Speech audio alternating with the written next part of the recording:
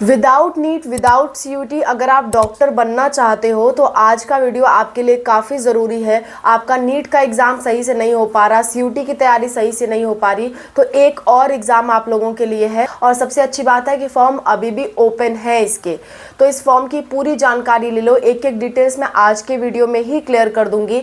इस फॉर्म के बारे में पूरी जानकारी ले लो, फिर जाके ये फॉर्म भर दो, ठीक है। तो without NEET without CUET doctor कैसे बने, आज के वीडियो में हम डिस्कस करते हैं। लेट्स गो।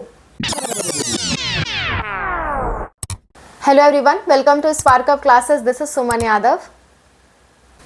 मैं जानती हूँ कि बहुत सारे स्टूडेंट्स हैं जो नीट के थ्रू डॉक्टर बनना चाहते हैं, लेकिन उनकी तैयारी अच्छे से नहीं हो पा रही और वो अल्टरनेटिव ऑप्शन ढूंढ रहे हैं। तो उन्हें BNYS, BPT ऐसे ऑप्शंस देखने को मिल रहे हैं।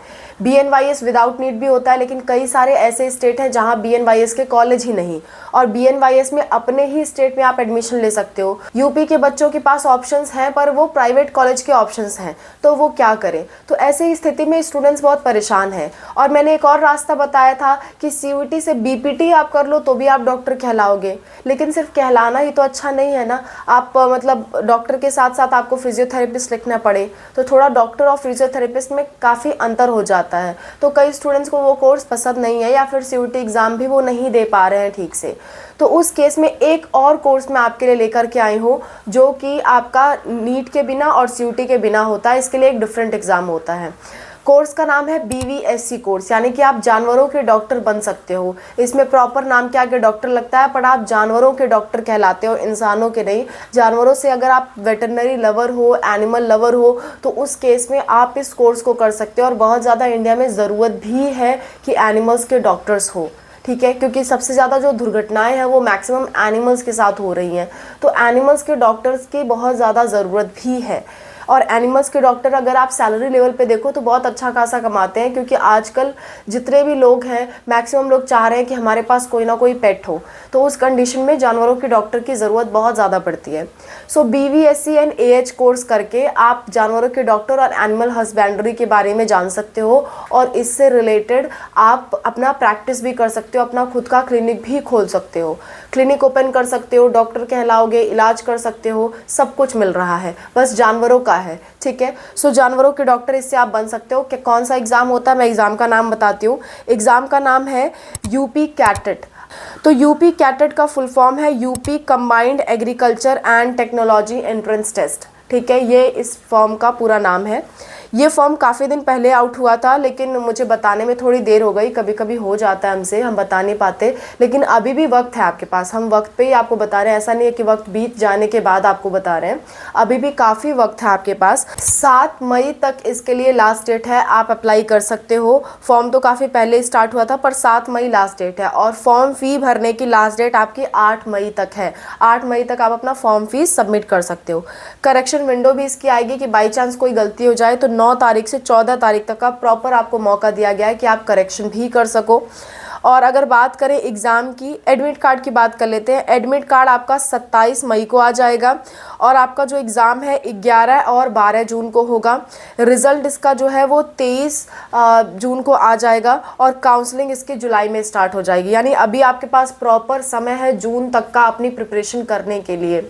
जून तक आप प्रिपरेशन कर सकते हो, और आप कहोगे तो मैं पूरी कोशिश करूँगी कि नीट का एग्ज़ाम हो जाने के बाद मैं इसकी भी प्रिपरेशन आपको करवा दूँ। अच्छा, फॉर्म की फ़ीस की बात कर लेते हैं। जनरल, OBC और EWS के लिए जो फॉर्म की फ़ीस है वो है 1350 रुपये।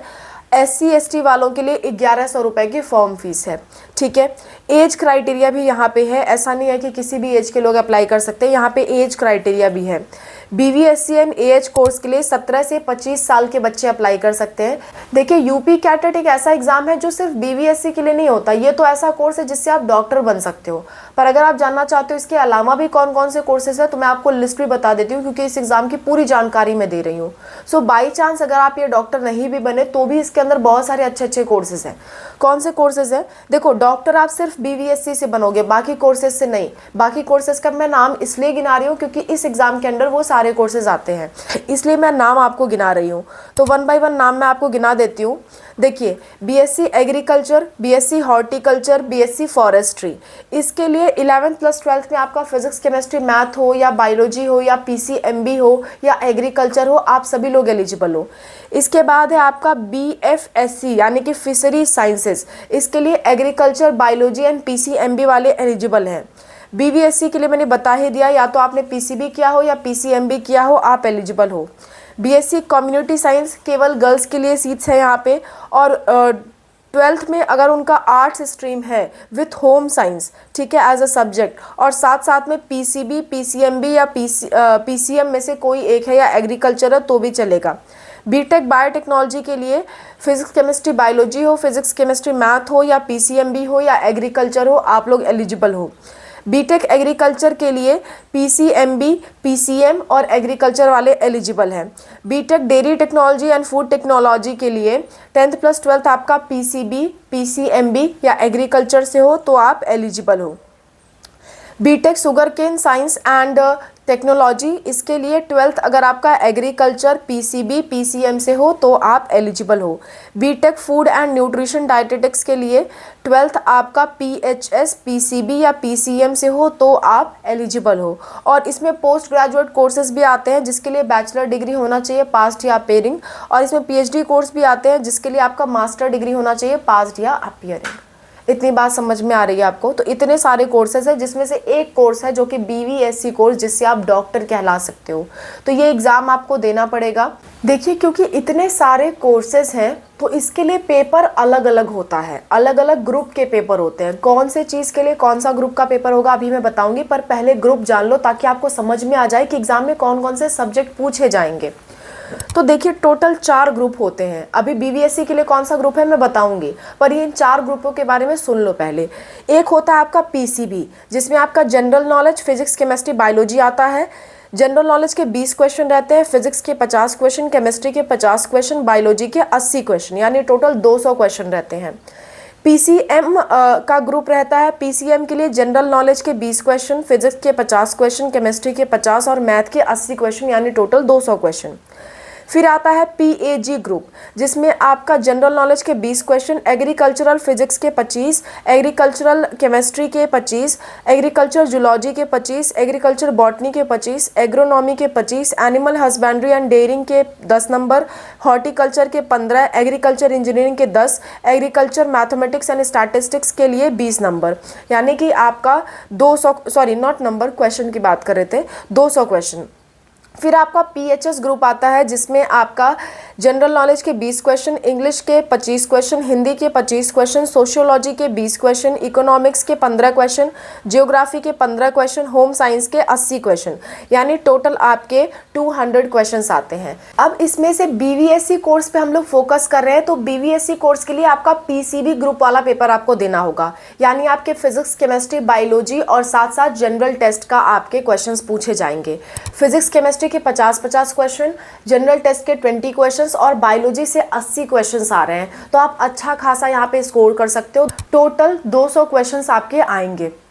200 क्वेश्चन 800 मार्क्स के होंगे, यानी कि एक क्वेश्चन आपका 4 नंबर का होगा, और अगर आप कुछ गलती करते हो तो -1 की नेगेटिव मार्किंग भी यहाँ पे है, ठीक है। इसके बाद अगर बात कर लें कि पेपर किस मोड में होगा, तो पेपर आपका ऑफलाइन मोड में होगा, और ऑफलाइन मोड में होगा तो जाहिर सी बात है हिंदी और इंग्लिश दोनों मीडियम में आपका पेपर आएगा। सो आप इसके लिए बिल्कुल ना घबराएं, हिंदी और इंग्लिश दोनों मीडियम में आपका पेपर होगा, आराम से आप अपने पेपर को दे सकते हो। एक और बात कर लेते हैं कि जो आपका पेपर है उसका सिलेबस क्या होगा, तो उसका सिलेबस आपका सिर्फ 12th का फिजिक्स, केमिस्ट्री, बायोलॉजी है, और आपके जो क्वेश्चन होंगे सारे एमसीक्यू होंगे, यानी कि आपको 4 ऑप्शन दिए जाएंगे जिसमें से एक ऑप्शन आपको सही टिक करना होगा। अगर आप सही करते हो तो एक क्वेश्चन का 4 नंबर, गलत कर देते हो तो एक क्वेश्चन का -1 नंबर, ठीक है। 200 क्वेश्चन, 800 मार्क्स, 3 घंटे का टाइम मिलेगा। पेपर ऑफलाइन हो रहा है, यानी कि आपका OMR शीट आपको भरनी होगी, गोला आपको भरना होगा, ठीक है। सो मेन फोकस आपको फिजिक्स, केमिस्ट्री, बायोलॉजी पे रखना है, खासकर बायोलॉजी पे, क्योंकि बायोलॉजी से 80 क्वेश्चंस आ रहे हैं। सो इन तीनों को 12th लेवल का आपको तैयार करना है। आप कहोगे तो मैं खुद तैयारी करा दूंगी, लेकिन नीट एग्जाम के बाद, नीट एग्जाम से पहले नहीं। आप मान के चलो कि 6 तारीख के बाद से ही तैयारी मैं स्टार्ट करा पाऊंगी, उससे पहले नहीं करा पाऊंगी। पर आप कहते हो तो मैं प्रिपरेशन कर लूंगी, 6 तारीख के बाद से आप क्या स्टार्ट करा दूंगी, पीपीटी वगैरह मैं बनवा लूंगी, 6 तारीख के बाद से आपका प्रिपरेशन स्टार्ट करने की पूरी संभावना है। ठीक है, so that's all about the video. सारी बातें आपको समझ में आ गई हैं यूपी कैटेट एग्जाम के बारे में। इसके थ्रू आप क्या बनते हो, जानवरों के डॉक्टर बनते हो। इसका पेपर पैटर्न क्या रहता है, सिलेबस क्या रहता है, फॉर्म की फीस क्या है, सब कुछ मैंने A to Z आपको बता दिया है। इसके अलावा भी कोई दिक्कत, कोई परेशानी आ रही है किसी भी चीज़ से रिलेटेड, कमेंट में मेंशन करो। मैं और अनूप सर आपके लिए हेल्प के लिए हमेशा तैयार हैं। एक डाउट आपके मन में आ सकता है कि क्या इसके लिए नीट देना या कोई और एग्ज़ाम देना ज़रूरी है, तो ऐसा बिल्कुल भी नहीं है। सिर्फ आप यही एग्ज़ाम दो, इसके थ्रू आप कॉलेज पा जाओगे। और कॉलेज भी गवर्नमेंट कॉलेजेस हैं, प्राइवेट कॉलेज नहीं है। तो इस बारे में आप घबराना मत कि कहीं प्राइवेट कॉलेज तो नहीं मिल जाएगा। इसके अंदर जो गवर्नमेंट कृषि के कॉलेजेस हैं वही आते हैं, प्राइवेट नहीं आते। और एक बात मैं बताना भूल गई, पेपर का जो है वो आपका 11 तारीख को होगा। 11 से 12 मैंने बताया था, 12 तारीख को आपका पीजी के एग्जाम्स होंगे, इसमें पीजी भी आता है। 11 को आपका एग्जाम होगा, 11 जून को, और इसमें आपका 9 बजे से 12 बजे तक आपका एग्जाम होगा दिन में। ठीक है, सो दिन में आपका 9 बजे से 12 बजे एग्जाम होगा और आपको OMR शीट भरनी होती है। बहुत सारे बच्चों को मालूम नहीं होता है कि OMR शीट कैसे भरनी चाहिए। अगर आपको नहीं मालूम है तो आप कमेंट में मेंशन करो मैम OMR शीट, तो अनूप सर या मैं उस पर वीडियो बना देंगे कि OMR शीट कैसे भरनी चाहिए। क्योंकि नीट एग्जाम में भी OMR शीट भरनी होती है, इसमें भी भरनी होती है, CNET CPET में भी भरनी होती है। तो आपको अच्छे से मालूम होना चाहिए कि OMR शीट भरने में क्या क्या गलती ना हो। तो आप लोग इस पे वीडियो चाहिए तो आप प्लीज़ कमेंट करना OMR शीट। हमारी पूरी कोशिश रहेगी कि आज ही उस पे वीडियो हम अपलोड कर दें। ठीक है, thank you so much for watching. Wish you all the best for your exams. Bye, take care.